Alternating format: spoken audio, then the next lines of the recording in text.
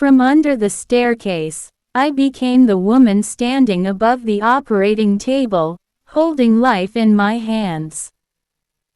People always say life is a mystery, but I never knew mine would read like a twisted fairy tale, one that began not in a castle, but under a dusty staircase behind a rundown building. I was only 16 when the world turned its back on me. It all began the day I found out I was pregnant. My heart beat so fast I thought it might rip out of my chest. The father was a boy I thought loved me. He was just 17, a boy I trusted, laughed with, and thought would be by my side forever. But when I told him I was carrying his child, he denied me, cold, sharp, and brutal like a blade.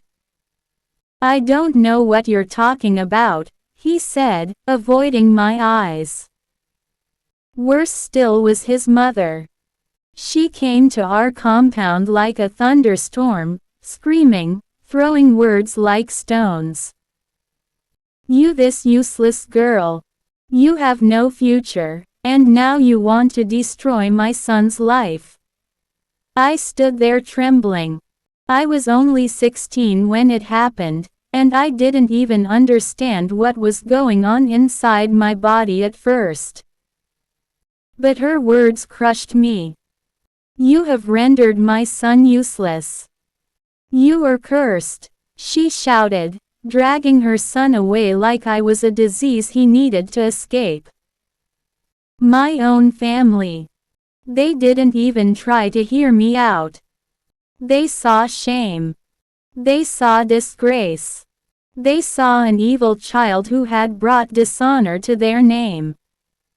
One day, they simply pushed me out, me and the little life inside me. Just like that, I was alone. A broken girl carrying a future I didn't ask for. I dropped out of school. I had nowhere to go. I slept under staircases and behind locked shops. I begged for food. Some days I drank only water just to quiet the baby inside me from kicking too hard. Then it happened.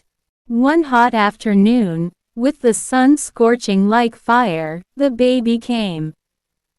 Right there, under the staircase, crying, screaming, and bleeding, I gave birth alone.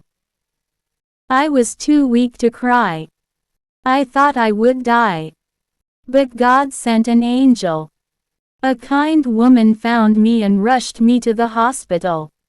The nurses cleaned me up, bathed my baby boy, and gave me water. When it was time to leave, the hospital said I had to pay 2,000 nairas for the checkup. I didn't have even 20 nairas. I begged the matron. She looked at me with pity and said, "Stay. Work with us. Clean. Serve. And you can pay it off." So, I became a hospital cleaner, mopping floors, emptying bins, washing toilets. I worked day and night with my baby strapped to my back. And every night, I whispered to my son, "You will not suffer like me. I will make a way." And I did. When he was old enough to walk, I went back to school. I studied by candlelight after work. I cried when I couldn't pay my WAEC fees, but someone in the hospital staff helped me. I sat for WAEC. I passed. I wrote JAM. I got in. The nursing school was right there in the same hospital I worked. I trained as a nurse while still working as a cleaner. It was hell. But I never stopped. I became a midwife, then a chief nurse, then, by God's grace, a medical doctor. Yes, me. The useless girl without a future. My son grew up with me. He saw me fall, crawl, rise, and fly. He was my strength. I gave him everything I never had: love, books, shelter, food, and hope. He grew into a fine young man. Smart, calm, driven. He's now a nursing student at the same hospital where he was born. Then, one night during my shift, something happened that made my heart freeze. A woman rushed into the hospital with a heavily pregnant girl. The girl was in pain, sweating and groaning. I attended to her immediately. I knew what to do. But as I turned to speak to the woman beside her, I nearly dropped my pen. It was her. The same woman who called me a curse, a waste, and a destroyer. The same woman who spat in my face. The mother of the boy who ruined me. But she didn't recognize me. I stayed professional. I delivered a healthy baby girl. The young girl cried tears of joy, but the woman, the grandmother, frowned. HMPH, she muttered under her breath. I thought she would give birth to a boy. I gently took her aside and asked, "Can you create a human being?" She blinked.